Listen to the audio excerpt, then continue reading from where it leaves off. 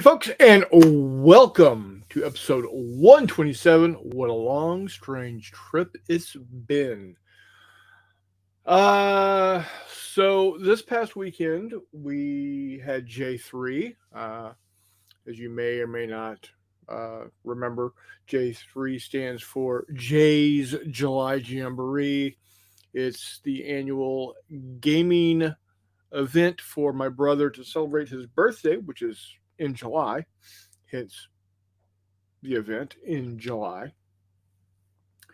And this has been the 13th year. It started in 2011, and it's gone every year without fail, except for one, and that was the year of COVID. But we did it virtually. We played three games that Saturday afternoon, and we have had a J3 in August.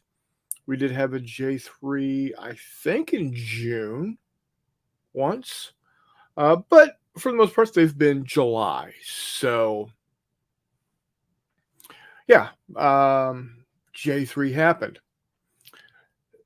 Now, I made the comment or in the description that it's always exciting the week of J3, and to lead into that, on Thursday when we started having people show up, um, my brother had a fire at his house.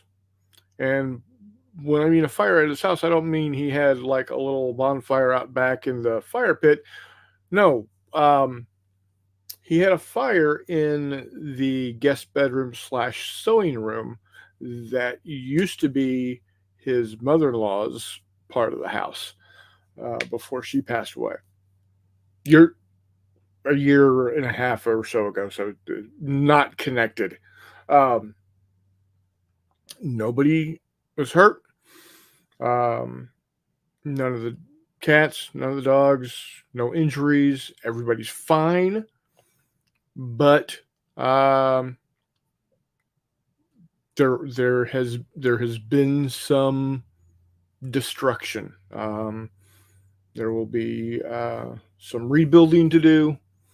Um, the house itself, the structure, the frame looks to be okay. It's all, I don't want to call it just cosmetic, um, but um, they'll be able to gut it out and refinish it. So, um, no, Mike, that there were no minis melted. However, uh, Gaslands regassed or refueled or whatever it's called was on the bed that did catch on fire, and we did lose that. It's we've potentially, I say we, my brother and his family. Um, I think they might have to replace my brother's wife's sewing machine.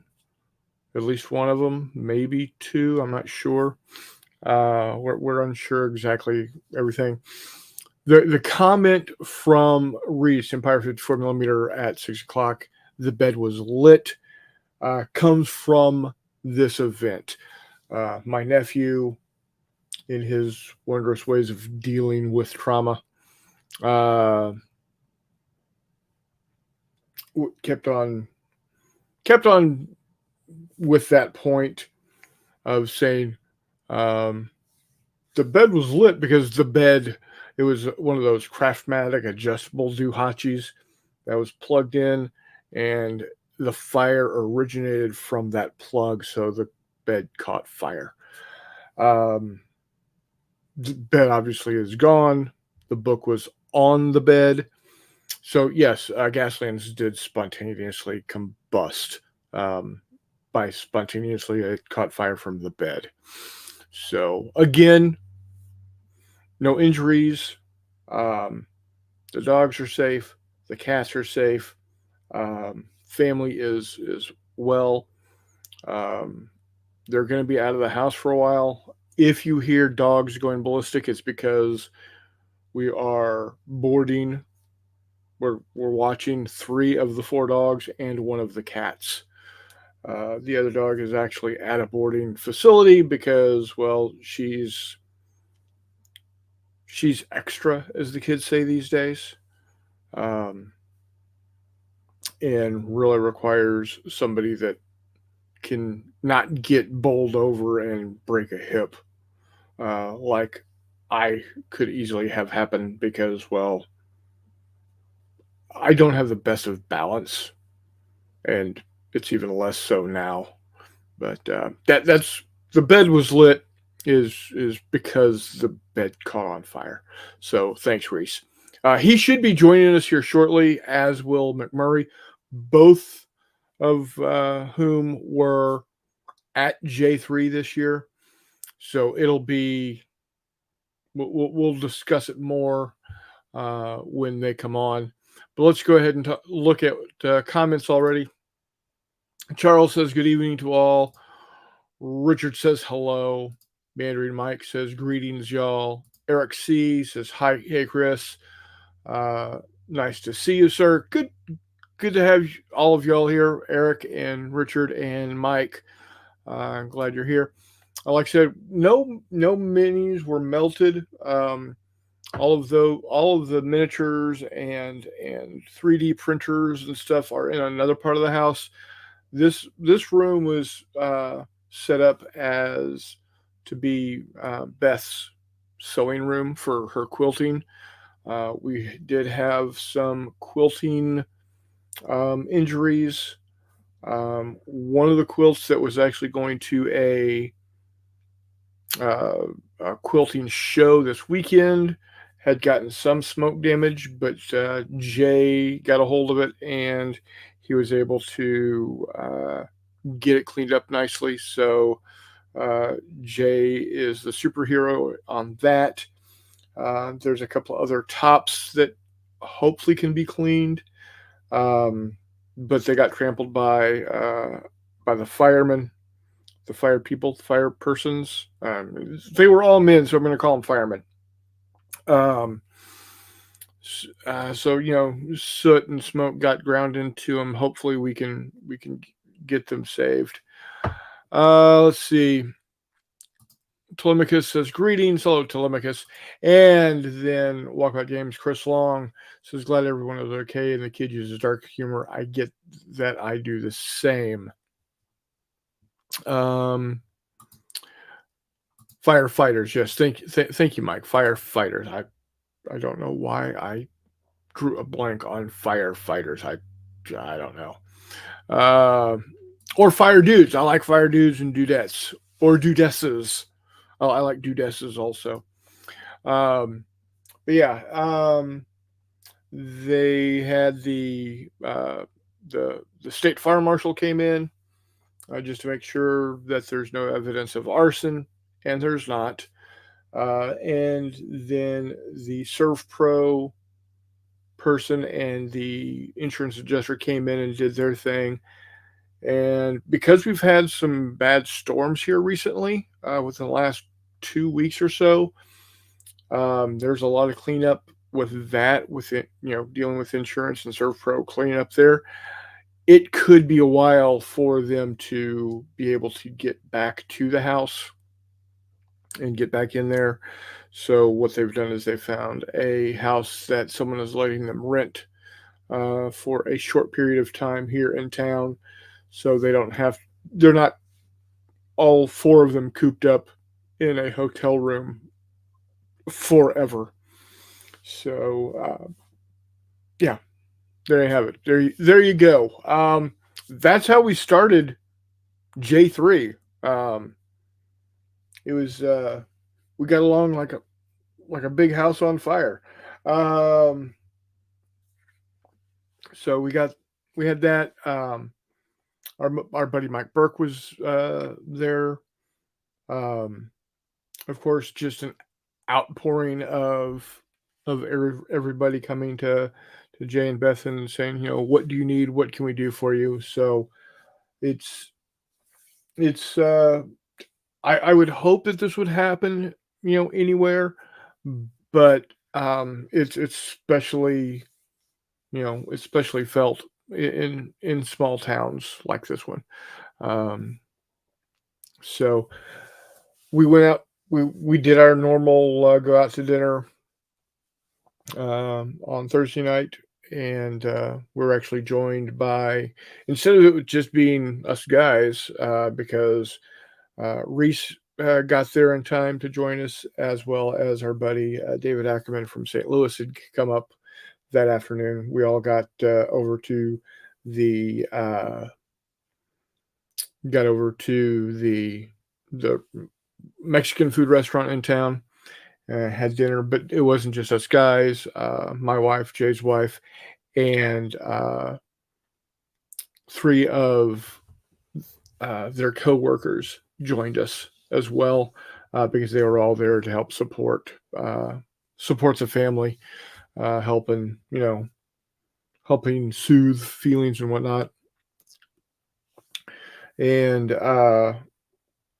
we got back, and Jay and Beth and the kids spent the night at the lodge that night. And while they were all in bed, Reese and I stayed awake until McMurray got there about 2 o'clock in the morning. And we played a game of Undaunted Battle Britain. My first game of Undaunted Battle Britain. It is a fun game. It plays very similar to Undaunted Normandy. There are a couple of slight differences. I really enjoyed the game, and so did Reese. I will be getting some 3mm 1/600 scale airplanes to do it in miniatures. So yeah, uh, yeah, Mike, it was an adventure. We started off not so much with a bang, but definitely with fireworks. But yeah, Undaunted, Battle Britain, a very, very fun game. Um, we did mess up the first scenario that we played, um, placing. We placed the German interceptors where the British were supposed to be, and the British uh, interceptors or fighters in place of where the Germans were supposed to be. They kind of swapped. So, yeah, Mike. Okay, let me take a look at that. Although, let me check here.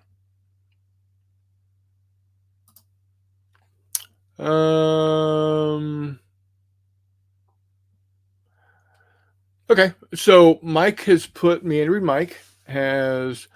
up a poll on his YouTube page. I'm going to link it right here for everybody. It says, after the Not J Painting Challenge ended, I took a break from painting minis for a few weeks. Time to start again. Vote for which ones you want me to start painting next. The terrain scenics are from Bad Squiddo Games, Paymaster Games, and some random Amazon vendor. The Shadows of Brimstone sets are from Flying Frog Productions, The Vikings and Pools, and Pillar sets are from WizKids. Alrighty, I think, you know what? I'm going to say more of the Shadows of Brimstone sets. I really like that stuff, guy. What you've been doing with it's really cool. The the otherworldly monsters and and whatnot's really cool. Um, I'm not going to say on the show what is happening right now, because I want people to not be biased when they go and click on something. So you got Terrain Scenics, you've got Shadows of Brimstone, and you got Vikings and Pools and Pillars sets to choose from. So take a look at it. Yeah, Eric, you got Undaunted Normandy sitting on the shelf. Pull it out and play it, man. It is a fun game.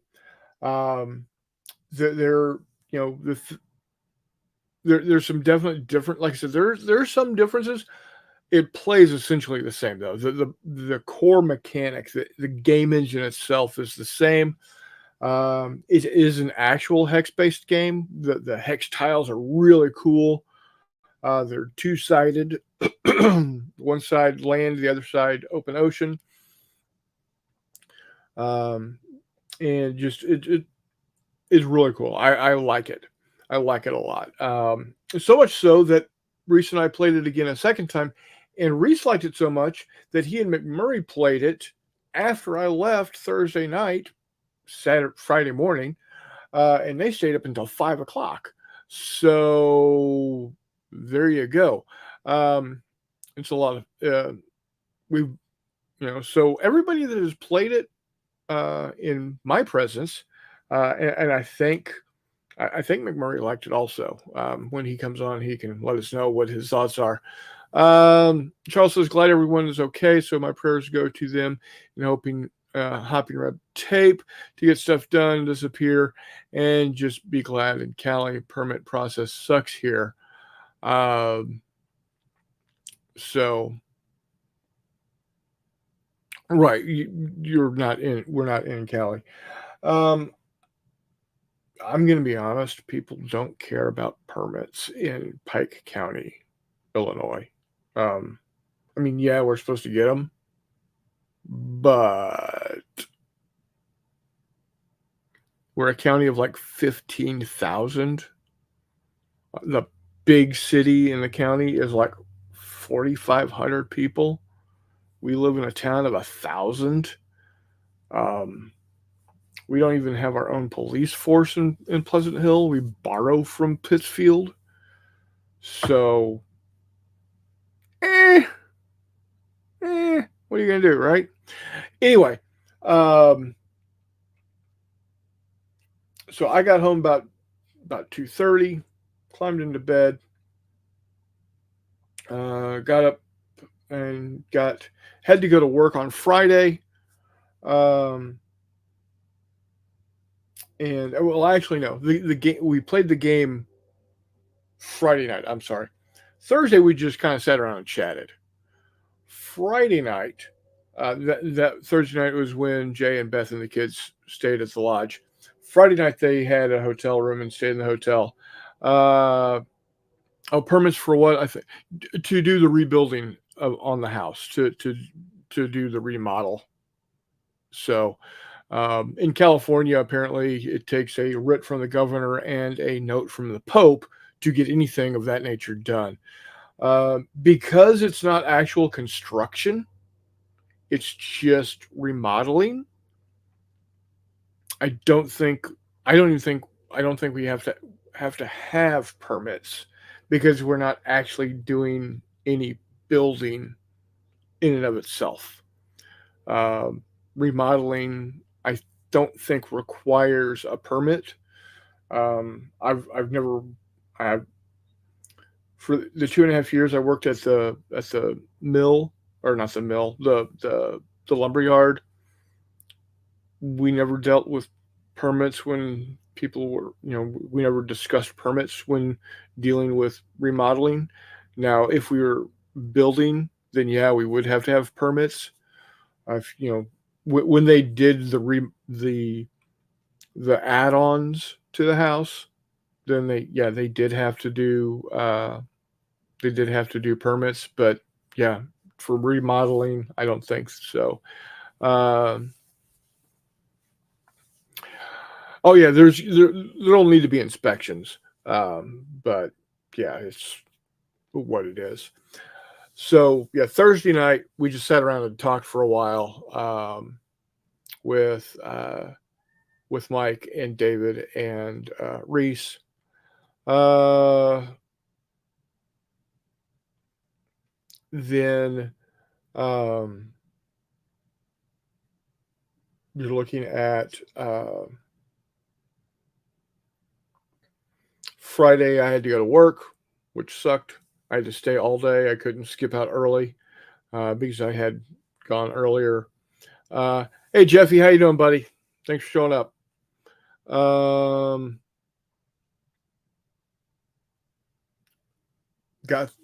Showed up on Friday. We got a game of Fallout Shelter played. If y'all haven't played Fallout Shelter, go get a copy. It is really quite fun. It's up to 4-player game. It's 2 to 4 players, and it's kind of a work placement game, build game. If you are, how you doing, Scala Gremlin? If you're used to if you are used to the video game, the iOS or the Android game of Fallout Shelter, it plays off of that, and it's actually pretty good. Our buddy Eric, who came in on Friday, is really good at games like that because he can see the what's the word I'm looking for? The synergies that, if I put my character here to gain these resources, I can then use those resources to come over here and do this and build, and you win by gaining happiness. And you get happiness by building and rooms and other things. Anyway, get a copy if you can. Let's see, Fallout Shelter board game.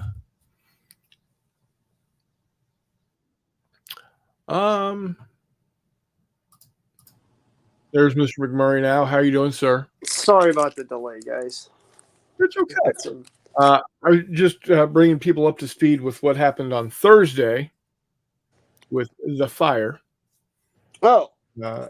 And just talking about what we did Friday. Tell them about the game Fallout Shelter, the board game. It looks like you can get it for about anywhere between $35 and $40. It's a good little game. The components are nice. So yeah, check it out if you're so inclined. So then, I got you. My bad. What's that? Talking about Fallout. Yeah, Fallout Shelter. Okay. What's he on about? Okay. And then, like I said, Reese and I played Battle of Britain, Undaunted Battle of Britain, which we both enjoyed tremendously. And again, Reese enjoyed it enough that he convinced McMurray to play it with him. I did. What did you think of it, McMurray? I enjoyed it. It seems like it was fairly obviously not built as a air combat game. That said, it still was fun. I enjoyed playing it. Feel like it did a decent job of getting the idea across. Right. Yeah, it's not full thrust or check your six or anything like that. So don't walk into it looking for that. But as long as you understand that, you're not going to be disappointed. You're not going to walk away going, that game sucked. Yeah, exactly. Or rather, if you do, it's not the game's fault. It's probably yours. Right. It's got a good feel to it, I think. I agree. It is 2-dimensional. There is no altitude with the game whatsoever. Correct. But that's okay. I don't think it needs it. Yeah, I mean it's certainly something that like I said, if you're dialed into aircraft, you're not like, don't play it. Like, that's not, you know what I mean? If air combat is your thing, man, then then obviously you're not going to like a game that abstracts it out. So don't do that. There is definitely some abstraction there. But that being said, I had a blast. I could, if it wasn't 2 in the freaking morning when you finally showed up. Yeah. It was quite early. And when we finished that first game, I would have stayed and played another game with Reese or with you, one or the other. That being said, I did head home. Got home about 2:30 Friday or Saturday morning. Was up the next morning about 8:30. And was back at the lodge at 9. With my 15mm Americans in tow, because my buddy Copeland and Joel showed up Thursday, along with our buddy Eric. And they were setting up a game of World War II bigger battles, Germans versus Poles, with a surprise. God, those fucking pussies, man. Yeah. Jesus. Not Copeland and Joel. Right. Just God. So the whole premise of the game, right, is that it's Poland in 1939. Yeah. Right? Like, okay, that makes sense. So they're supposed to kill each other on account of Poland and Germany in 1939. Yeah. Like, they're making the Hatfields and McCoys look like best friends at that point in time. Like, the Israelis and the Palestinians are relatively cordial terms compared to those two, right? Right. And so then zombies pop out. And then so instead of like, okay, well, we got to deal with these zombies too. These chicken shits just completely, oh God, complete truce. We love you guys. We're just going to kill zombies. Which I still wound up just. Well, I didn't have a choice because based off of what I did, I got et. You did a great job, to be honest with you. You paid attention. Reese did a good job, as did Eric, of maintaining the original goal. Reese and Eric still continued to shoot at each other. And Mike did an all right job, too. But the other end of the board just completely went gigantor chicken shit and ran away from zombies instead of stopping, fighting, shooting, and then browbeat fucking Copeland into bending the rules and fucking just having to rule zero fistful of lead left, right, and center to get them to stop bitching about it. Like, come on, dude, just play the game. You're playing, not only are you playing a game, but you're playing bigger battles. Stuff dies. Get over it. That's the point. Yeah. If you don't like things dying, you should probably not play war games, man. Exactly. Like, Jesus, Mary, and Joseph. Like, guys were, like, you know, you're popping ready actions without your opponent activating or anything like that. It's like, no. Well, I think now I could do that because I moved those other guys out of the way. Okay, while I agree with you, that's why you have some input on your activation order based on the cards in your hand, dickhead. Right. If you want to activate one thing, as opposed, if you have, 3 units on the table and you choose to activate unit 1 first, so that you can put them on a ready action, but then you can't obviously shoot because you've got stuff in the way. You don't then get to activate your other shit and move it out of the way and then shoot out of turn. No, motherfucker. Use your first action to move that unit out of the way and then use your next action to shoot. That's why that's built into the system. Right. Instead of browbeating the GM and bitching and pissing and moaning and pissing and moaning. And Jesus, man. Which is fucking hilarious because I still ate the living piss out of you guys. Oh, yeah, you did. Oh, yeah, you did. The zombies were definitely OP. Not really. But no, not really. No, but, game-wise. I understand how to play Fistful of Lead, and I've played the rules enough times to understand how to play it instead of just bitching because I don't know how to play the rules. Right. Which was frustrating. People had major cases of miniature love going that were a little frustrating. But Mm-hmm. anyhow, sorry, keep going. My bad. So, That's my rant. no, that's fine. No, hey, quite all right. Um, so yeah, I was playing some Germans. I moved, I moved my infantry up. I was covering for my machine gun squads to come up, or platoons, or whatever the hell they were, uh, so they could get into position to just open up and just Yeah, you moved lay right into up the into those pole. woods. That was smart. Um, and if it was any other regular game, absolutely the right choice. Oh no, you made the correct tactical decision. Period. But I got zombies in the face because, of course, zombies are going to come out of the woods. Correct. The fun part is Reese like, oh, there's zombies here. Maybe I should just kill them. Yeah. And then he did that, and I think he lost 3 guys to zombies total. Yeah, he lost 3 guys to zombies total. I honestly didn't really have much of a chance in the woods because, I was about to say, so the board was set up with a big patch, like a big patch of woods in the center, right? which tactically you take the woods, with an open field of fire on the other side, you can mow down the poles as they come at you. Correct. And then on each end of the table, we were playing long ways. So each side came in on the 8-foot sides of their table, not the 4-footers. Right.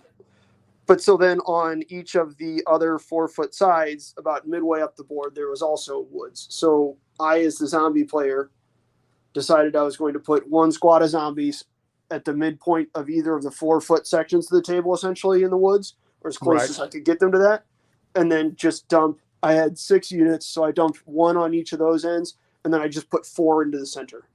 Right, which I mean made sense. Which ate Chris. It also ate. I don't remember who the center Polish player was. Was it Mike? It was Mike. It ate Mike. Yeah. Mike had like 1 squad of guys left at the end of the game. Yeah, But he was also a very good sport about it, to be honest with you. Yeah, well, Mike is all about having fun with this stuff. Correct. Especially the strange shit like this with the zombies and whatnot. Everybody love me some Mike Burke. I don't know nobody's arguing with that. I'll fight somebody for that one. And we got a Hexy. Except Mike. I don't know. I won't fight Mike if Mike decided he didn't love himself, but I don't think it's a problem. Yeah. Hello, Jeffy. What's up, weirdos? Oh, hey, Jeffy. I'm sorry, I can't. I'm trying to play and I can't watch the chat, so screw it. Let's just join and. No, you're good. What Gettysburg game you on to now? I'll let you guess. Well, hang on. My video isn't going. Hang on. Gettysburg 77.5. What? Is it a newer Gettysburg game? No, it's Gettysburg 77, but I'm using Ulan's map that he just put out. Nice. That's a real. Now with all the little tidbits of information of rules that were given to me by people that play nothing but this game, it has become slightly more authentic, and I'm applying the reinforcement charts from Terrible Swift Sword to this game. Okay. It's really making it better because Buford got to move his boys around before Heath. I was about to say, is Harry Heath not like the 7th Panzer Division in this game? No. As a matter of fact, the cavalry is holding him in check rather nicely. Okay. All right. So are you still playing using, for the most part, the Gettysburg 77 advanced rules? Yeah, no. All the rules are the Gettysburg 77 advanced. The only thing I changed was the map, and I'm trying a different reinforcement chart that I think is more authentic. Yes, and the map isn't drastically different, isn't it? Just kind of cleaned up and. No, it's drastic. Well, no, the scale and the location of everything is identical to the 77 map. Yeah. The artwork is different. Yeah, that's my point. Is that it's still the same map. It's just it doesn't look like a weather map. Yeah, right, exactly. Okay. Yeah. I was about to say I saw the picture you sent and the map looked gorgeous. So I was trying to find what game you were playing. Dude, you ought to see the big version I printed off. I printed off a 48-inch. Is it currently hanging on the wall in your room? I'm going to, because I was going to play on it, and I realized, Jesus Christ, my my extended brigade markers will be like 4 inches apart from each other for each regiment. It's fair. Well, So- outstanding. Okay. I'm about to say, I remember watching your videos. It was not comical, but fairly comical how just Yeah, I kept waiting for a weather report on all the lightning strikes. like Harry Heath legit. It was like he had tanks. Dude, yeah, he rolled. But hey, now that I have, like I said, I had about 4 or 5 people pop some rules to me or some explanations of rules that I just completely missed, Yeah. just didn't understand. Yeah. And that has, I still got a couple little things, but I figure as I go, I'll pick them up. But the fire combat now makes a lot more sense to me. Okay. And the use of artillery at point blank range now has effect. Okay. It's not just god awful. Yeah. Like Still not canister does great. exist in this Still not universe. great, but better. I'm about to say because the way you were playing it earlier, it was almost like canister was just funfetti or something. Yeah, pretty much. Yeah. Pretty much. Okay. I wasn't doubling cavalry firepower because of their carbines. Okay. So actually, there's a good point. Are there different counters for mounted and dismounted cavalry, or do they just automatically assume Buford is entirely dismounted? Yeah, once cavalry goes into battle line, they're dismounted. Okay. All right. That's what I figured. I just wasn't sure. That makes sense. I just wasn't sure what how it went in that game. Well, that's awesome, Jeffy. Hell yeah, buddy. Outstanding. So that game finished up and got that cleared off. And then Joel set up a Battlesuit Alpha game. And I did not participate in that one. My brain was a little mush from not sleeping a lot the previous night, and then getting my face eaten quite a bit. But it looked like folks were having fun with it. The premise on that was there were 2 factions of battle suits, mechs, going after, ostensibly going after each other, but they had to make a decision as to whether they were going to fight each other or the big hulking ogre-style tank coming down the pike. And apparently it was kind of half and half. During that game is when Reese and I adjourned to the bar area and played another game of Battle of Britain, Undaunted Battle of Britain. Again, this it was a very close game. I ultimately won, but it was a close fought game. And while we were doing that, McMurray was setting up a little demo game for us of It's Warm Work with his, what were those, 2400 scale ships? Did we lose McMurray? Hello, sir. By accident. It's not showing that he's on mute, but he might be on mute. Anyway, once we got finished with that, he came down and ran that for us, for Reese and me. And Sorry. I liked it. It's okay. I was telling about It's Warm Work, and I was asking you, were those 1/2400th or 1/3000th scale ships? Those were 124. Okay. Again, that game was not a game was designed to play big games like 1st of June, Right. the Nile, stuff like that. And I think the biggest thing we had was a Razi, and that was by far the largest thing we had.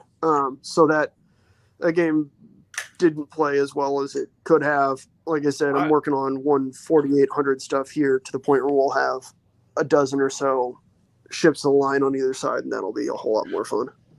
Well, I enjoyed it. It gave us a taste of the rules, and I enjoyed it, and not just because I won, but um, what I liked about that rule set, and again, it's called It's Warm Work. You can get it on Drive Through RPG, if I'm not mistaken, or something like that. War Games Vault. I think they're the same company. War Games Vault. Yeah, sorry, I got it.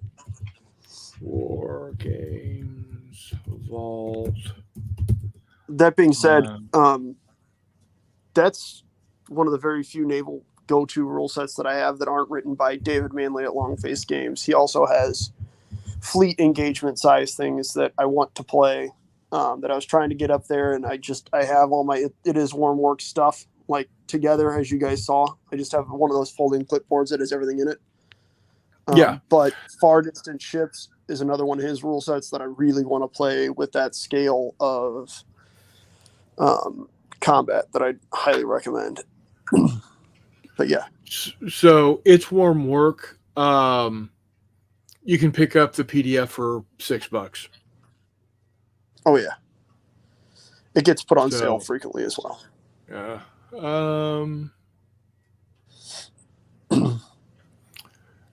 But yeah, it's I enjoyed it. It definitely has got the right feel, at least to me. It feels right for the era. With the wind, of course, second weekend in a row where the wind screws me. But hey, that's life. It wasn't quite as bad as No, it wasn't quite as bad as Battles and Brews. You got divine winded at Battles and Brews. No shit, dude. I got blown straight off that corner. Anyway, but it's still if I could have been able to maneuver a little more and keep the wind, work with the wind a little better, I could have stayed in my lines and definitely had, it felt like the rules felt like you could do Trafalgar and have a decent go at it. Absolutely. And like I said, we'll get a far bigger game going at some point in time here. Yeah. And it'll be good. It'll be fun. So again, enjoyed it immensely. And then by the time we finished those two games up,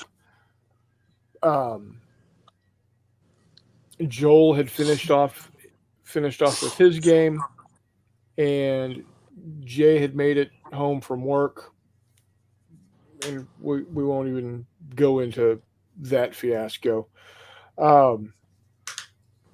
And he got set up for his The Pit game, where everybody brought a character that was statted out as a hero in Fistful of Lead. Of course, everybody brought their dudes to be veterans, so everybody was rolling D12s. And they were duking it out with each other, and there was some large fauna kept appearing that everybody had to end up fighting. A couple of guys got fairly the T-Rex at one guy definitely, and the Purple People Eater.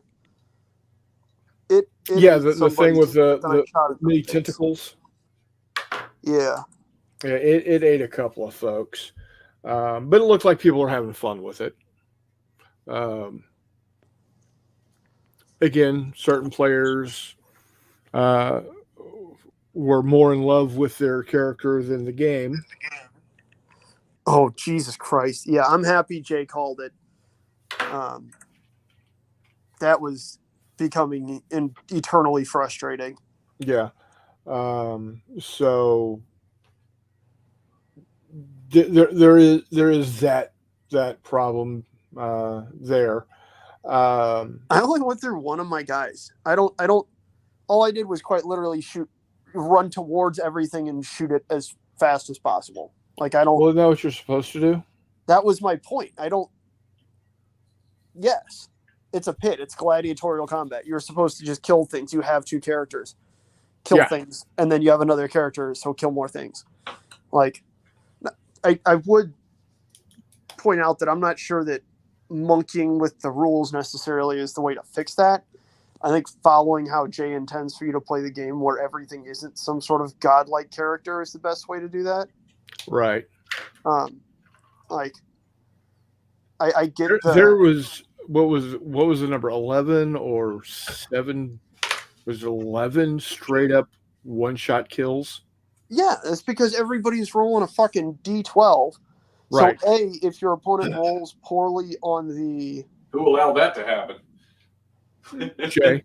That was just a hoot. Well, the game would, if everybody's a veteran rolling D20s, they should. Well, so that's the issue, right? Like everybody's rolling on D12s. Everybody's got like 80 million fucking traits. Everybody's got these insane weapons and equipment, right?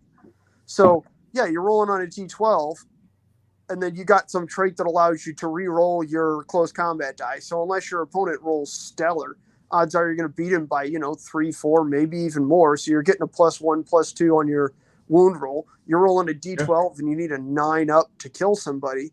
So yeah, that's in addition to any equipment you might have, any traits you might have, or a trait that allows you to re-roll. And it's one of those, of course you're like, yeah, of course everybody's going to die really fast. You've all created monsters and monsters of models that are designed to kill things fast. You don't get to bitch and moan when your guy gets killed fast by a different model that is designed to kill things fast. Right, exactly. Yeah. But that's all people did. I died too fast. Well, yeah, you statted up an entire thing just to kill something fast. What do you know? Somebody else did also. Go fucking figure, right? Anyways, and again, I get that can be fun to do, but when you're like, when you make the game, hey, make this as power gaming as you can, in a game where power gaming isn't the objective. And it's actually, I take that back. It sounds like I'm blaming Jay for this, and I'm not. I'm blaming the people who designed characters and picked characters that were as intentionally deadly as possible. And then we're fucking sitting there shocked and horrified when other characters were also deadly as, like, come on. Like, pull your head out of your ass, man. The whole weekend doesn't exist for you to just have fun and none of your models to die and do whatever you fucking feel like. Your guys die. It's a war game. Like, that's the point. Yeah. I wasn't sitting there moaning and complaining when I had 3 zombies left at the end of the Polish and German game. Like, that's the point. Like, okay. And now we have Reese. What's up, Reese? Not much. How's them turkeys? Fair to Midland. Outstanding. Set to ship mid-August, I think. So sweet. So we've just been. I've been bitching. My bad. Yeah, hey, you do you. Repeat man. and give me the whole spiel.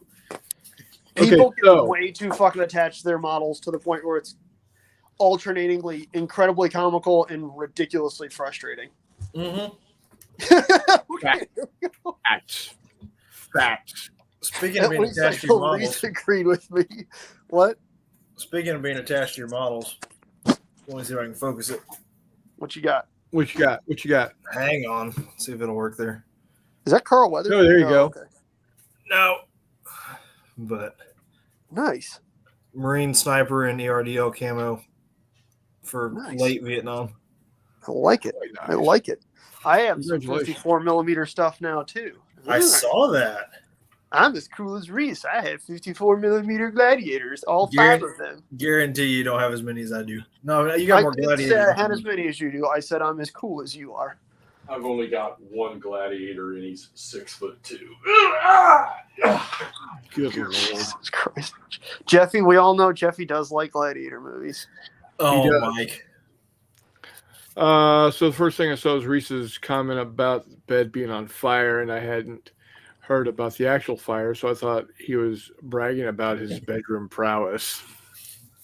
I mean, I'm not trying to speak for Reese, but he does inseminate somewhere on the order of thousands of females a week. Yes, he does. Yes, he does. My numbers were down this week. We dropped below 8,000. Okay, we'll just leave it at that. We don't need to elaborate any further, lest Chris be demonetized, and we can just leave it at Reese. Reese and Yeah. Yeah, I'm going to get demonetized because this week you didn't say he bangs turkeys. Yeah. Yeah, but you did. That's okay.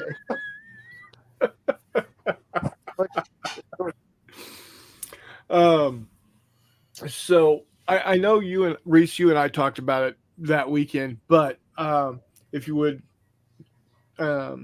comment to the wonderful viewers your thoughts about Battle of Britain, Undaunted Battle of Britain. I like it.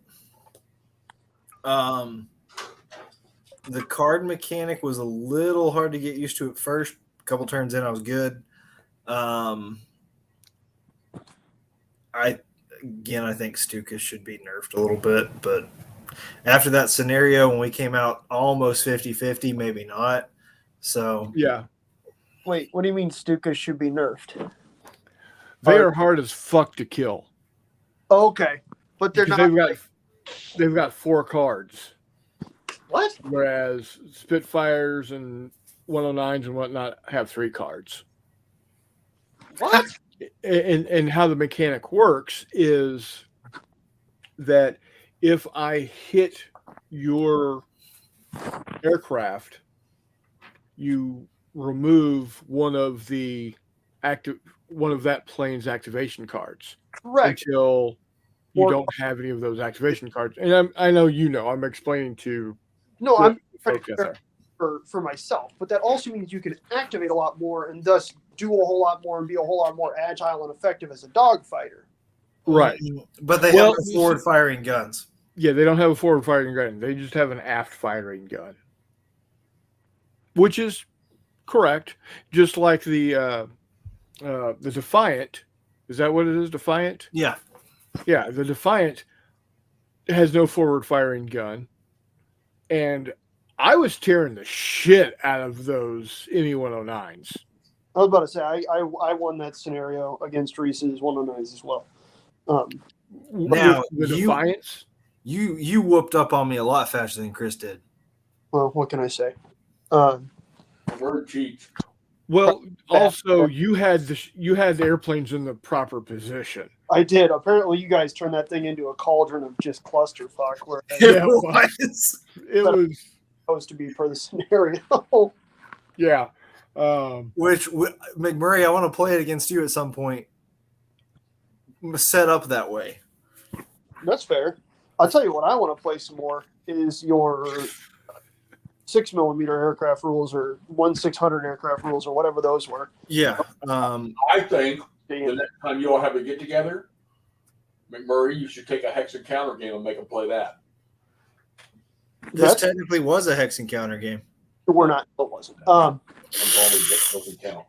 I tried. Hey, there's hexagons on the map. Yeah, but that's There's like saying count- I used GeoHex, thus we're playing a hex encounter game. Like I guess it's a little closer than GeoHex, but I got you, Jeffy. Yeah. We'll I'll get that done. That's like saying that Arena of Blood is a hex encounter game, and Jay might have an aneurysm on that one because that also Right. Texas. Exactly. Chris Long says, my wife just walked in the room as finger banging turkeys. That was Chris this time. Just one of that one. Did she cry, laugh, or roll her eyes? Probably all of the above. I'm about to say I know we've made Brian and Todd's wife do all 3 of those more times than I can count. Yeah, card driven hex and counter game. So Battle of Britain is not on Tabletop Simulator, but the rest of the Undaunted games appear to be. Well, yeah. Battle of Britain, slight time delay because it just came out, didn't it? Real recently here. Yeah. Yeah, Oh, okay. I didn't know that. Yeah. Yeah. So like within the last month, But last honestly, 2 months. honestly, if I had a copy of it and you had a copy of it, we could probably make it work. As long as, I mean, you have your deck, I have my deck. Yeah, we'll see. My brother has played Commands and Colors Ancients with Henry Hyde Yeah. over. The guy over down cards there like in, this. in Louisiana, what's his name? He plays all his Napoleonic battles using Command and Colors. Yeah, Okay. not a big deal. Chris Long says, OMFG, what are you listening to? Very crisp. Yes, the The answer Billy is Porn. something you'd find in a back room in Farmers Only.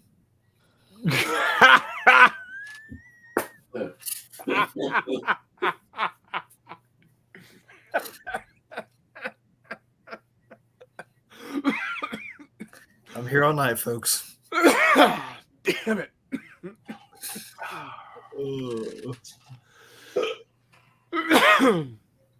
Oh. Now, overall, we had a good weekend.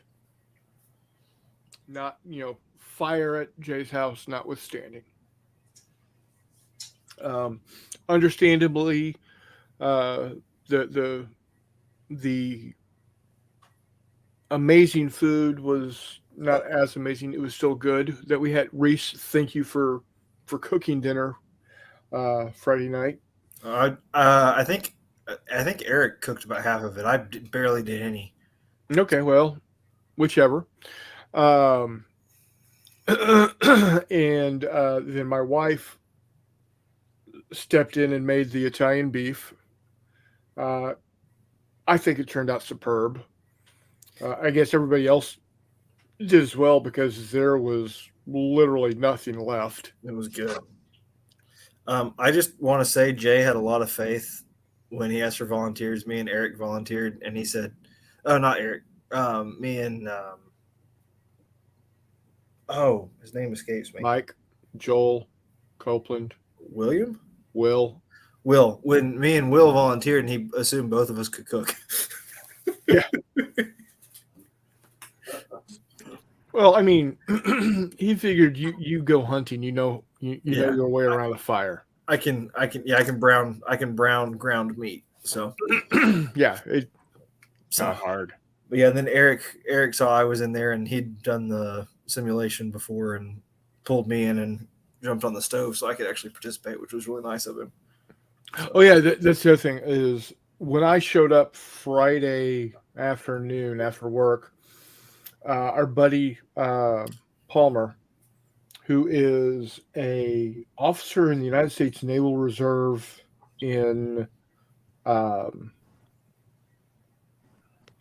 what's he do? Intelligence. He does threat assessments and that type of stuff. He put together not quite an hour by hour, but a like part of the day by part of the day by part of the day rundown of the Battleship Potemkin events during 1905. That's a great movie if you've never seen it.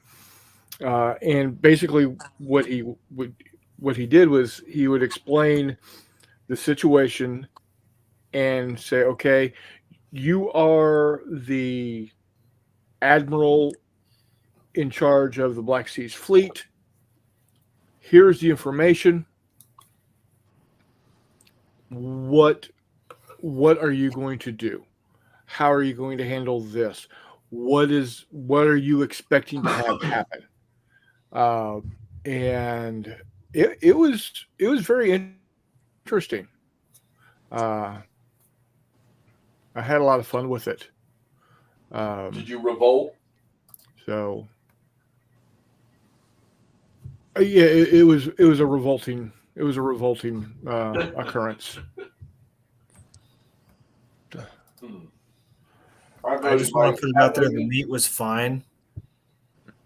There was nothing What's wrong. that? There was nothing wrong with the meat. The meat was fine. Oh yeah, Yeah, it's all we've had to eat was maggoty bread for 3 days. So that I got in on the middle of that, but it was pretty cool. And that's something he just did for fun. I mean, he had a presentation, a PowerPoint presentation, and everything with it. It was really cool. It was just a good way to kind of kill the time and make discussion out of it. It was quite neat. And then Sunday morning, they did another game of Battlesuit Alpha. This time, though, Joel did it to prove a point that you don't have to necessarily have to have a scenario. You can just show up with your mechs, build out your forces, and play the game in under 3 hours easily. And so they were having fun with that. And then we went ahead and started another one, another of the Palmer event things. And Damn, really? Yeah, we didn't get to finish it though. Yeah. It makes me sad that I missed it. I was really sad I missed Well, the first one. it's coming back next year because we barely got into it. Yeah. Okay. It was the bonus army. The World War I vets marching against, not against, but marching on Washington, and we were put in place of the Washington D.C. police chief, Which they do and that. how we were going to expect to handle the situation. So we got about probably a third of the way through the whole thing when we decided to close it down because we realized Jay wasn't going to be coming back, and we were all kind of just hanging out to see if Jay was going to come back. So we wrapped up and got out of there by about 1:30. Guys, I'm going to bail. So What? Yeah. I need to get some playing in before I crash tonight. okay, actually, take care, buddy. Thanks for dropping in. I appreciate it. See y'all. Good night, Jeffy. Love you, buddy. So, we got the OG in the house. How you feeling, buddy? I hope you're better. Gave us all a good scare. Don't like that. Hopefully things are good for you. So all in all, it was a good weekend. I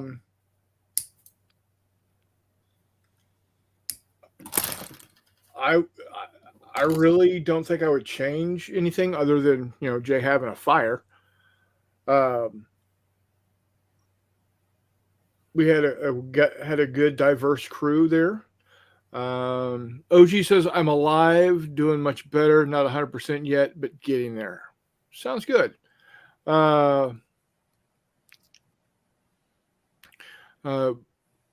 Chris Lang says, sounds like Matrix narrative war games we use in the middle. Yeah, very much so. Like I said, Palmer, well, he kind of double dips. He works as an intel analyst as a civilian in a naval office, and his U.S. Naval Reserve position is in the same office doing the same job. Nice. Don't say that too loud. So anyways, Palmer's got a cool job. Yeah. He's a squirrely little fuck, but he's in the best ways. Yeah, in the best ways. Yeah, he's a good chap. Yeah, Charles says, I've not been 100% in over 10 years. I'm right there with you, buddy. I haven't been 100% since basic the Lincoln administration. Right? So, what you got? Do you have another something? Oh, shotgun. It's an Ithaca 37 Riot model, and I'm trying to figure out if it would technically be an NFA item. Put on a bayonet. Put on a bayonet. No. Okay, No, it shouldn't be. y'all talk amongst yourselves. I'm gonna be right back. I didn't scare you off with that, did I? No, not at all. Cool.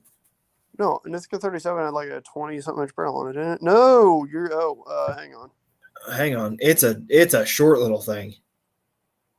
Well, So if we say what, the M16A1 has a 20-inch? Correct? 20 or 15. Let's see here. No, So it's actually, 15. here's. No, it's 20. It's 20 because I was about to say because it's Oh, this thing is it's a standard length magazine, and then it's got, and a standard length magazine is like 15 or 16, but then it's got extra and a full bayonet leg on it. It's definitely not. It wouldn't be an NFA item. well. I'm holding it up to next to an M16A1. I'm talking about just. No. Yeah, Yeah, I'm talking about the particular model. Oh, yeah. Oh, That's there you been go. cut down. Yeah, even there. Because that's a It 20-inch has, barrel okay. on the Well, I M16. can't make you giant on here. Sorry. Well, not only that, but that shotgun doesn't have. It's missing the entire chunk of the barrel that has a bayonet lug on it. Right.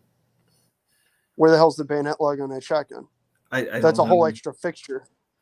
Yeah. So that's my point. Is that it's Well, they probably is that took like it a off. Vietnam era thing, or is that supposed to be a model like a World War I style 37? No. This is a Vietnam era 37.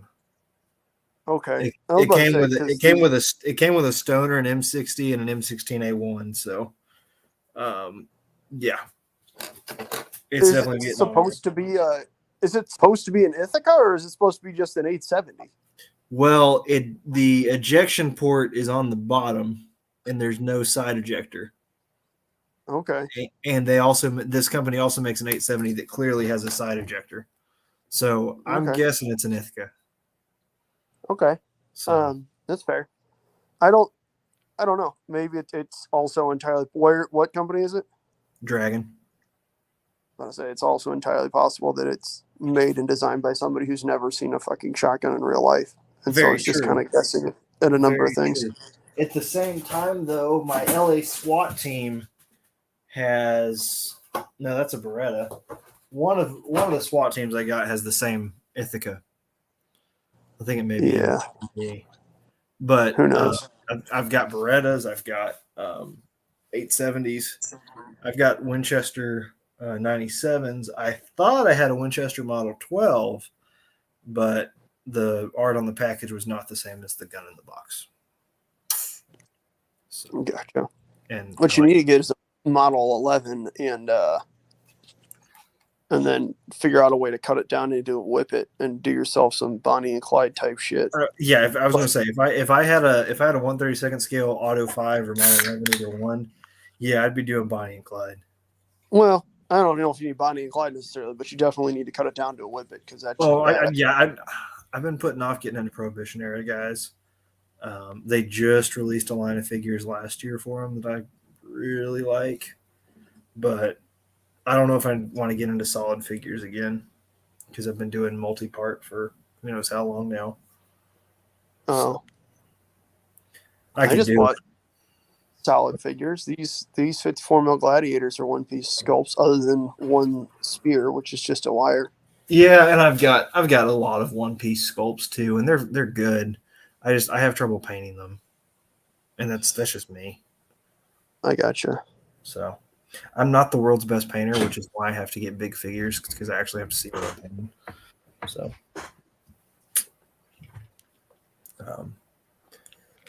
but yeah, as I said, I need to track down some of those. And I just like boomsticks in general. Actually, I think some Marines carried Remington 11s in the Pacific, if I'm not mistaken. I have no idea. I know that in Vietnam, a lot of pictures that you see are rather obviously 870s because they've got that real distinct rounded bolt. Oh yeah, no, they're Vietnam's 870 and Ithaca all the way. Yeah. I need to look that up. let me see if the Remington got used. Here's a question: do any of your World War I guys have Obrezes? You mean like cut down Mosin Nagants? Well, or Cut down anything? No. in World War I, I would have expected you to probably have cut down Enfields, but yeah. So one of 'Cause my especially World, Australians one of my love World, one of my World War One in the Middle East guys has it. But he's I don't mix my Western Front and Middle East guys. Wait, Uh, you have a guy in the Middle East using a rifle that was cut down to go into a tunnel? Mm-hmm. It's stupid. It was an You made it- officer's. What's up? I'm just fucking with you. What's up? Yeah, it's an officer's pose, and he's like just sitting there like one-handed something. And I got tired of all the Webleys, and so I cut his Webley off, and What? yeah, and put a cut down Lee Enfield on him. That's silly nonsense. You got That's tired okay. of Webleys. What the fuck is this? Chris, where'd you find this idiot? I had 30 of the same guy. That's fair. Oh, actually, well, why didn't you put like a C96 on there? That'd be badass. I Do have like one the of the Winston Churchill C96. thing? Okay, there you go. I was about to And say I- that'd be super cool. And I have a Boer officer from the Boer War with a C96 because why not? Do you have a Winston Churchill from the Boer War with a C96? I do not. I couldn't find one with the right hat. A British sun hat? No, a slouch hat. You don't need a slouch hat. He was a reporter, not a. I not an think in the officer. pictures, in the pictures of him from the war, he's in a slouch hat though. I don't know. Let's see here. I'm sure there's lots. Oh, I'm sure the guy was very photographed. Well, I mean, I think a lot of them were also kind of semi. Yeah, definitely a slouch hat. However, it did appear he was issued a sun helmet in the sedan.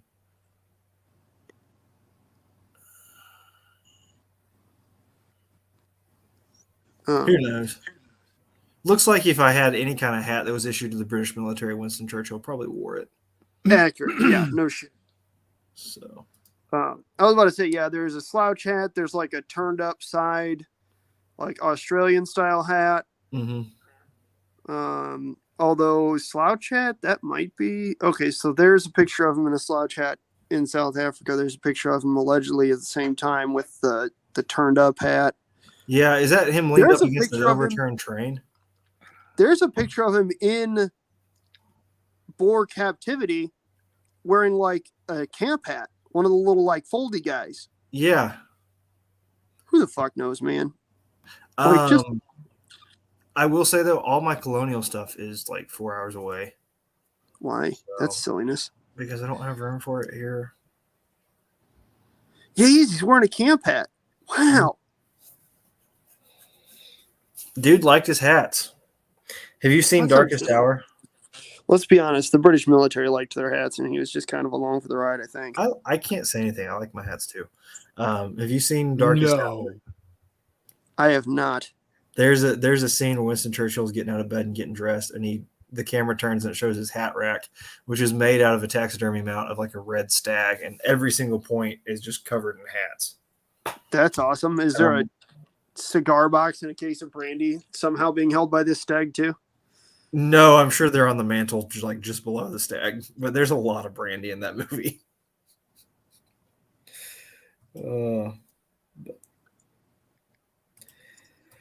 Speaking of red stags, my brother's cat decided it wanted to climb one of the taxidermy deer heads in the hunting lodge. I have And, a picture of that. Yeah, so do I. Okay, I just didn't know if it had been passed around. Let's see here. Let me see if I can find it real quickly. Oh, here we go. Yes, quite.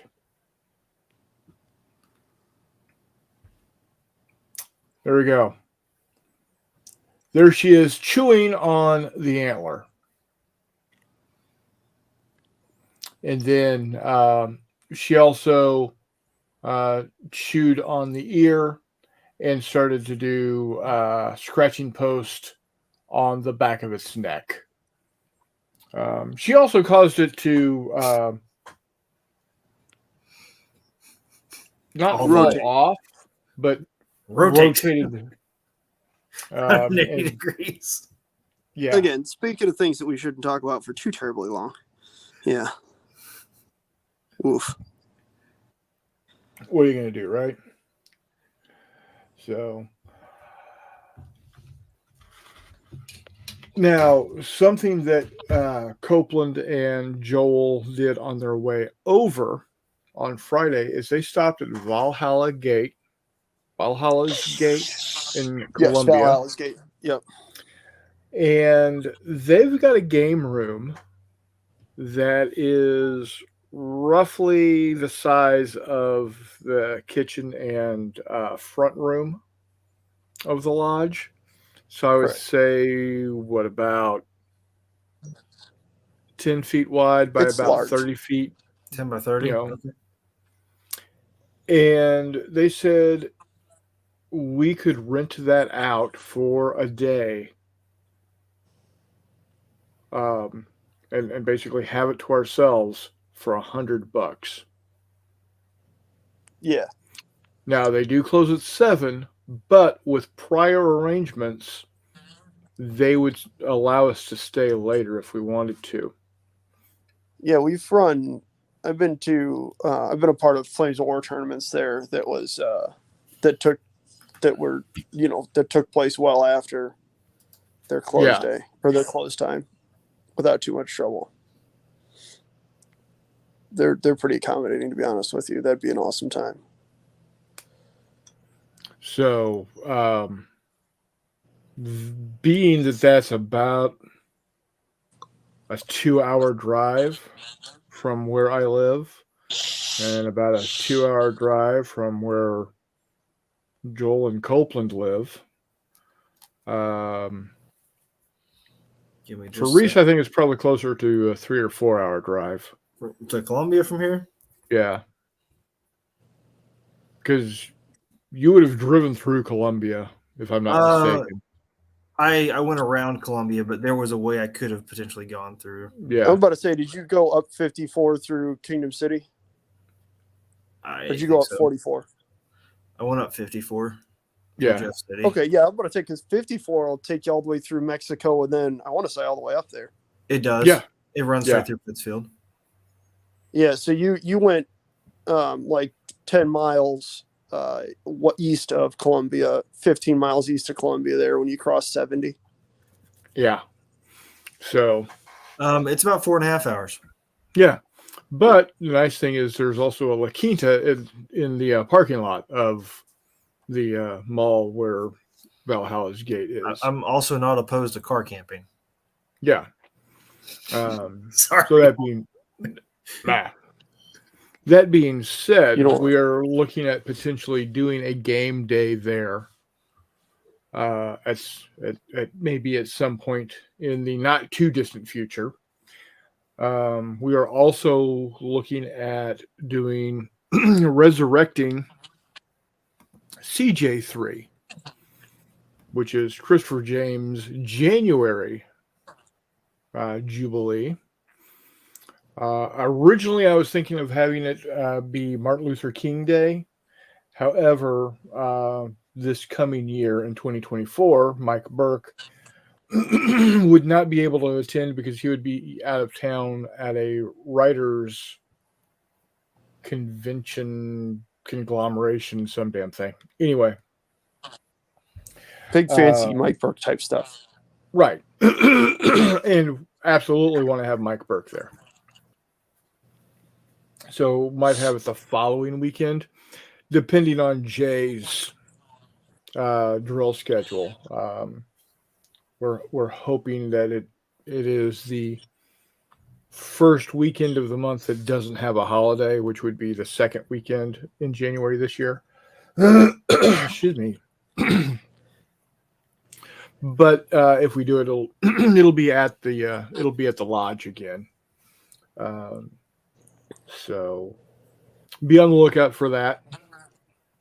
What you got there? A sniper rifle? Yep, I was going to let McMurray ID it for you. Hang on a Let me minute. get big in it here for him.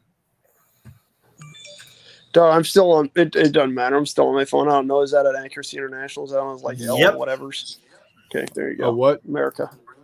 It's a What is British rifle. Oh, I do love the production story of those. Anyway, but the next confirmed gaming event is going to be Wiley's Wargaming Weekend in October, where we have it on very, very good authority that Warmutt will be there. So we'll get to meet Warmutt in person.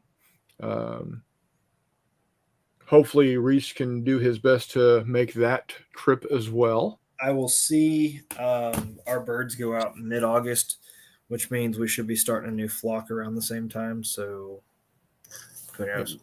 Mid-October. We'll be probably getting the first or second shots in those birds about that time. Okay. So, well, the good thing is it's only Friday afternoon and Saturday. and it's in Kansas City. Supposedly, if current events haven't changed anything, we're supposed to do it on a 10-day schedule instead of a 7-day schedule, which means I will have a lot of weekends free. Maybe able to swing that. Maybe we'd be able to swing that weekend for you. Yeah. Jackpot. But as far as other gaming that's going to be happening, the weekend before that, Mike Burke and Eric are coming out. Fingers crossed, are going to come out to Jay's for that weekend for a game day for just kind of us getting together and having fun. So we'll see if Jay's back in his house, great. If not quite sure where we'll do it or what will happen there. We might just go out to the lodge again. Who knows? So, I missed the first part. Is everything still going smoothly with the cleanup and the insurance and all that? So we've had some storms here in the last couple of weeks. The insurance company is all of their adjusters and investigators and whatnot are slammed, and the Surf Pro people are slammed. They might not even be able to start getting things. The investigator might not even be able to get there for like another 3 weeks, and actually getting all of the work done and completed might be as much as 3 months. That's pretty sick. That's awful. That being said, they are able to move into a rental property here in town tomorrow. Good. For short term. Like I said, people have just been going out of their way to offer Jay and Beth and the kids whatever it is that they need. So they're good people. So people go beyond for good people. Yep. So, but and of course McMurray has always got. He since he lives in a metropolitan area with game stores all over the place, he's got he can have gaming whenever he wants. That's not true. I wish it was. Wish it was. That'd be nice. It's hard to coordinate, man. Like I said, I used to have a gaming group that met every Tuesday religiously. Yeah, it's outstanding. But then COVID happened, and I guess and it makes sense. Everybody just kind of had to find other stuff to do during that time, waiting for game stores to open back up because it took game stores longer than anything else to open back up. Right. But what that meant is that, like I said, people found other stuff that they were doing instead, which you can't blame people for, figuring out their lives. But it means that we really don't, the regularity that we game now is decidedly lacking, and it makes me real sad. Well, that's no bueno. It is, but Of course, you can always roll Slap. Todd and get a game in with him, right?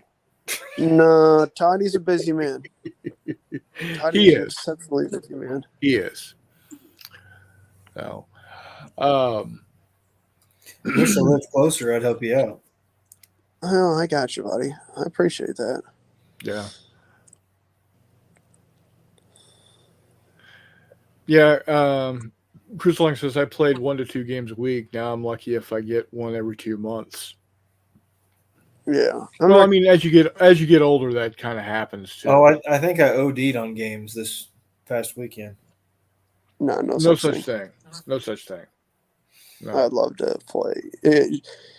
I'm not quite as far off as that, Chris, but it's certainly not, a couple of games a week like I used to. Yeah. No. I've been reinvigorated with the idea of doing Cold War using Bigger Battles / Battlesuit Alpha. So Do it. I'm moving forward with that. I've got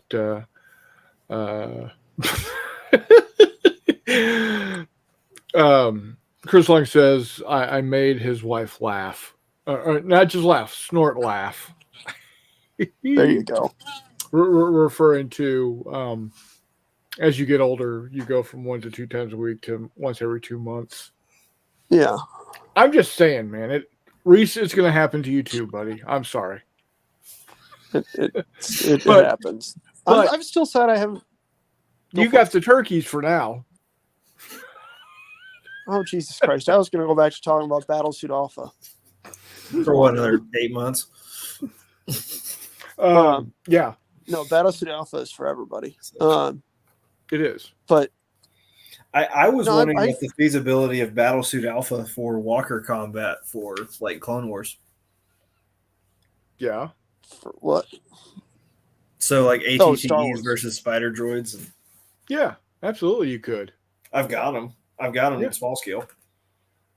You didn't paint them, so you're still able to stay. They're cardboard you know, cutouts put together. They're not painted.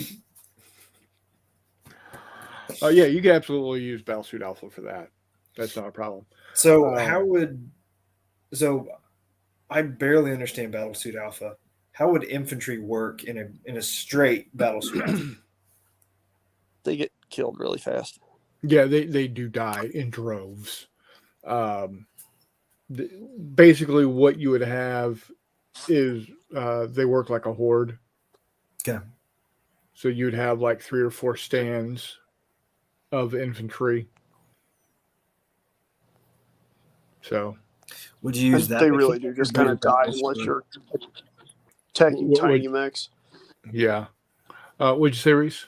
Would you use that mechanic, or would you use the bigger battles way for your infantry? So I'm kind of up in the air as to how I'm wanting to do it. I'm not sure. I wonder if you just leave the infantry out and do tank battles with. Well, Apaches over the top. I like the idea of having.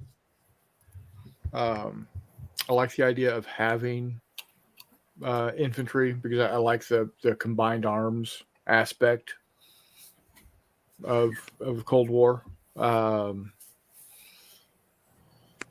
You said onboard artillery. Of course, Well, that skill wouldn't matter. for like mortars and stuff, 4-deuce mortars, 120 millimeter mortars for the Soviets Warpack. The only reason I would have SPs on the board would be as objectives. Okay. I mean, yeah, they could fire on board, on table, but honestly, they should be represented by an FO. I like where your head's at. And it's an FO, not an FOO. Whoever decided to call it an FOO needs to be shot. A fool. Yeah, I paid a because forward observers are not officers by definition. I think they they're at- prefer, in modern context, the term fister. yes, Yeah. Correct. Yes. But anyhow, that's even more. Yeah. I think More Anglico works too. What's that? Anglico for the Marines was that artillery naval gunfire Yeah. liaison officer. Yeah. But again, they're not officers. They're at best sergeants. True. You know. Maybe I've got anyway. There. Speaking of close air support, started my first Skyraider today. Yeah, you were saying that you picked up another one. So picked up another one and some decals and some paints. So this first one you're building, is this one going to be the Korean War Skyraider? Yeah, this will be my Marine Korea Skyraider. So it'll be that really, really cool blue. Yep, and I picked up because I've started spending money on quality paints now. I picked up Vallejo's 1940 to 1945 U.S. Navy colors, which has that glossy sea blue in it. So nice. But that'll help me out a lot with my small scale planes too, because it's got all the ones I need. So Rumika says no idea what you're talking about, referring to going from several times a week to once every 2 months. And then Chris Long says his rules had a name change due to someone else had used advanced to contact, so now it's moved to contact. There you go. Actually, Chris, I would like to get a hold of those rules, because how you explained them to me really piqued my interest, and I would definitely like to get a hold of them. I've got modern U.S. infantry and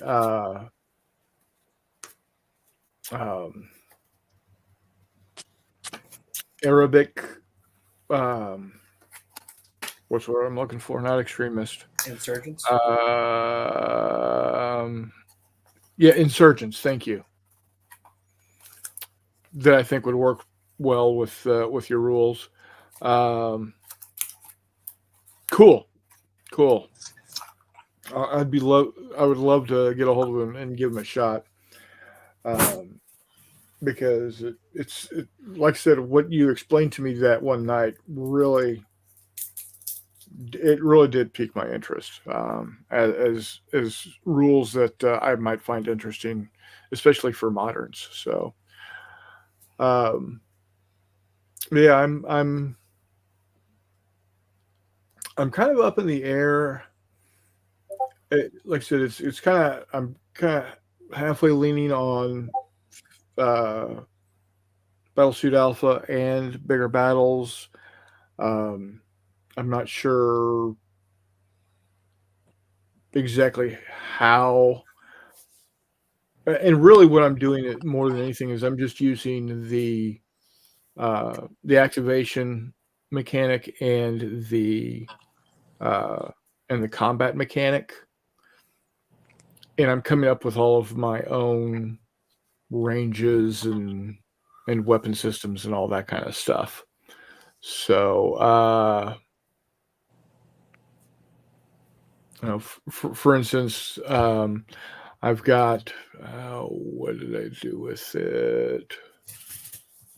Okay, hold on. So, for instance, I've got I think this is the one I want. Yes, this is what I want. So, for instance, on the M60A3 platoon, it's got 5 shock and 5 damage. It's got heavy armor, stabilizers, and it's tracked. and then it's got the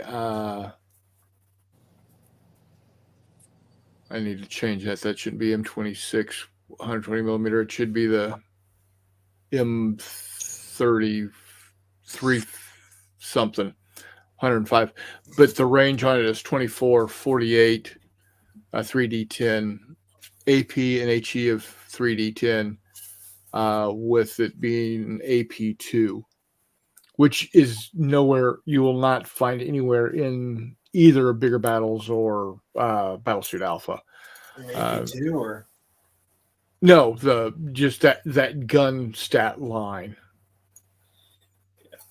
You're not going to find that gun stat line anywhere in the book. And then like the M1 has got the M256 120 millimeter gun, and it's got a range 30-60 with an AP of 3D10 plus 1, an HE of 3D10, AP2 also. And then the toe, I've come up with a stat line for the toe. I've come up with a stat line for the 4-deuce mortars and the 81 millimeter mortars, et cetera, and so forth. Would you make it an action to switch shell types? No, because it's gonna be, each player is gonna essentially be a company commander. Gotcha. So they're not worried about that particular. Right. So what's going to happen, and this is something that I've talked about before. When you are, I've got a problem with games that when you are not the commander of a tank, in other words, you're a platoon commander or a company commander or a battalion commander, you should not be choosing the type of round being fired. You should expect your tank crews to fire the appropriate round at the target of choice. Okay.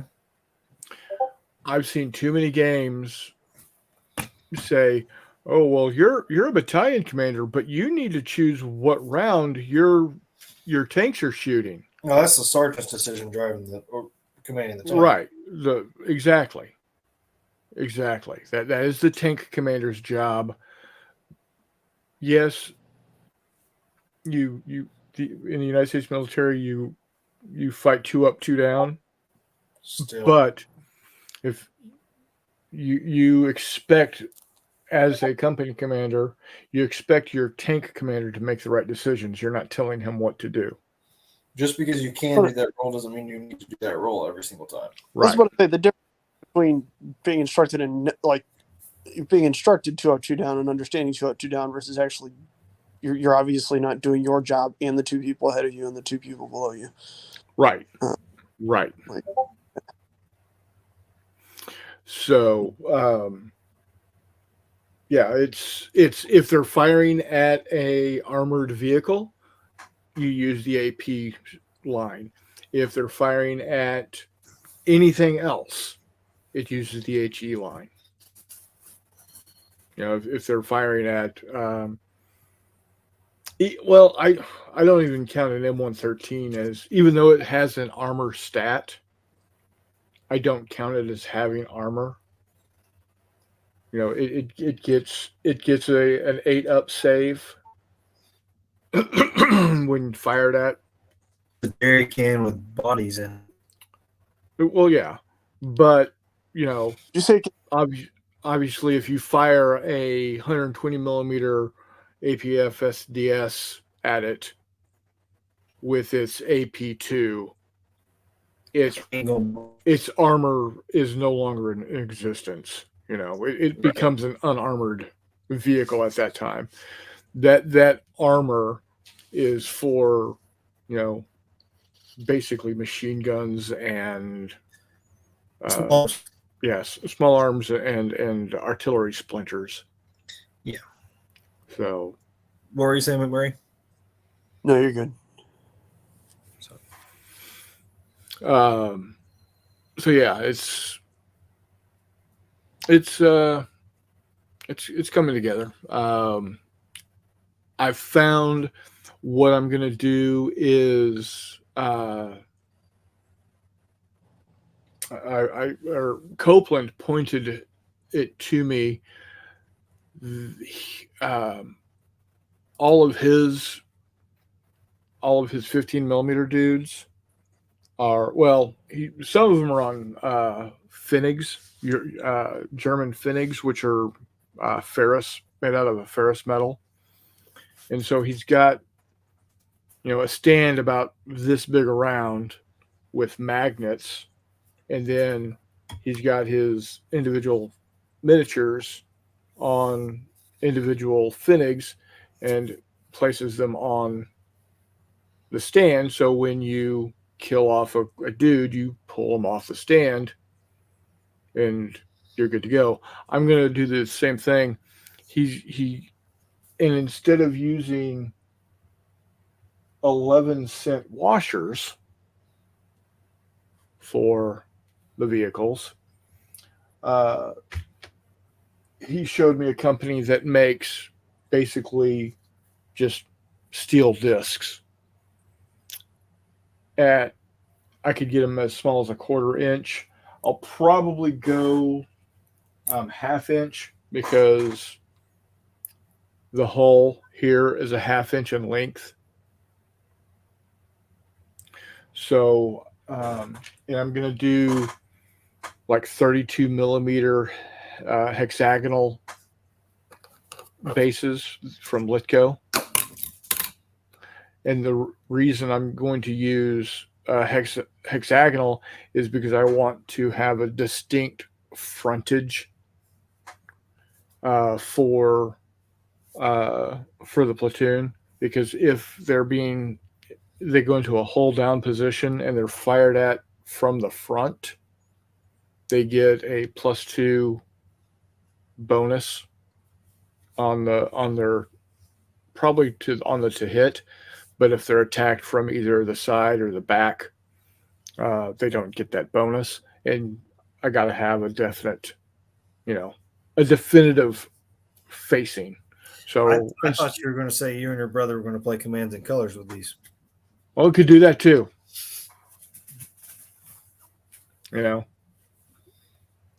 We play a Memoir 75.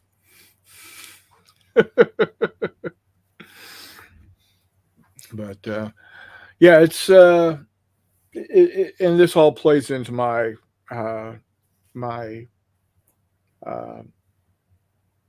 idiocy of doing the entirety of the 49th Armored Division in 3 millimeter.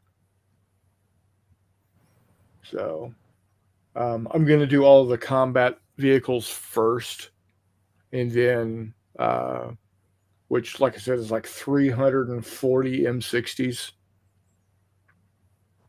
And then, all the infantry M113s and all of the M901s and all of the M113 tows, which is just an M113 with a tow launcher on top of it. Get all of those done, and then worry about adding in all of the different trucks and trailers and stuff like that. So, but it should be good fun. Well, we are coming up on an hour 44.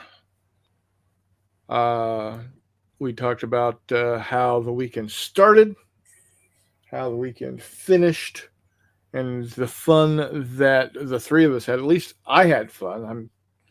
I'm going on the assumption that McMurray and Reese had fun as well. Correct. So, anything you guys want to add? No, we're doing for anything in general. It was good. I can't really think of anything. All right. I've got nothing. So. Okay. Well, we'll go ahead and wrap it up early tonight. I want to thank everybody that showed up. Jeffy for hopping on. That was a treat. Chris Long, thanks for dropping in. Telemachus.